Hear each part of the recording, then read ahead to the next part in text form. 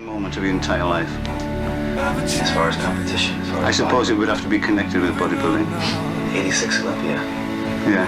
I placed my lowest as a result of the show, but I was able to go out there. I was able to walk to the front of the stage. I was able to have people look at me and their eyes opened up. And everybody in the audience stood up and yelled something, I don't know what it was, and they yelled, put their arms up, and nobody was on the earth. Everybody was like spiritually and mentally not on the earth. It was the most incredible, most meaningful experience ever in my life. I mean, money can't buy that. I didn't get the title, but I touched that. When you touch that was everything. That's it. Intense training is purposeful behavior aimed at the goal of increasing muscular size and strength. In order to train as hard as possible, you must retain a clear image of your purpose. Once your goal is sharply but realistically defined, all that remains is carrying out your plan. Don't, however, worry about your individual potential. Potential is only the expression of a possibility, something that can be assessed accurately only in retrospect. In other words, you'll never know how good you might have become unless you try. So let's get with it. May he rest in peace. Mike was a great guy. Mike was very good to me. Mike Menser would say, Tom, here before the 81 Olympia, here's the keys to my condo in Palm Springs. Go get some sun. Whatever you need, man, you know. He was very helpful to all the guys. All the guys. Mike was especially helpful. But I think what Mike carried was the bitterness of losing to Arnold. To him, it was not subjective. It was not a subjective sport. And I get sick and tired of hearing people bring up the idea that, well, bodybuilding is subjective.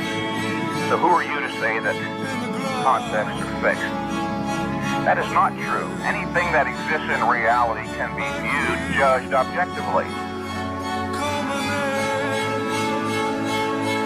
It's a subjective sport, we all know. Yeah. I just wish that Mike could have said, all right, Arnold, congratulations. 81, I'm like, I had the option. Split second decision.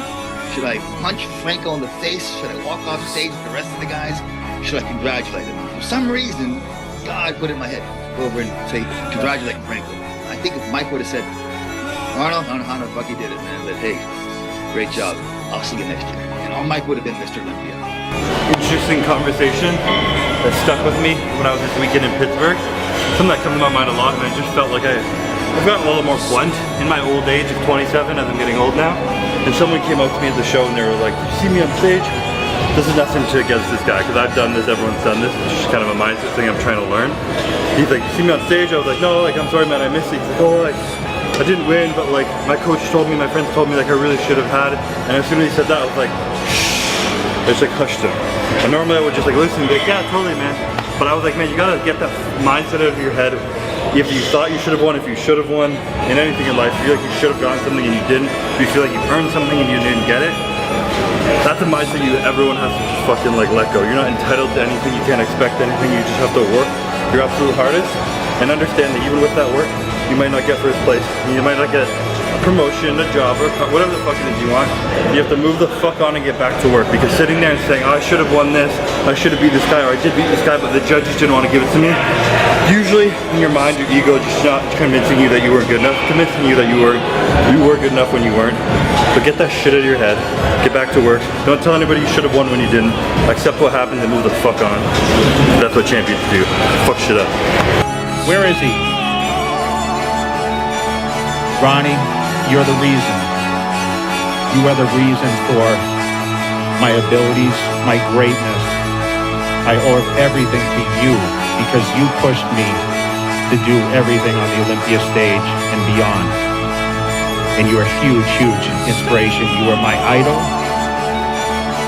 I ended up beating you, my idol, but I love you. We spent a lot of great moments, Ronnie Coleman, the greatest bodybuilder of all time.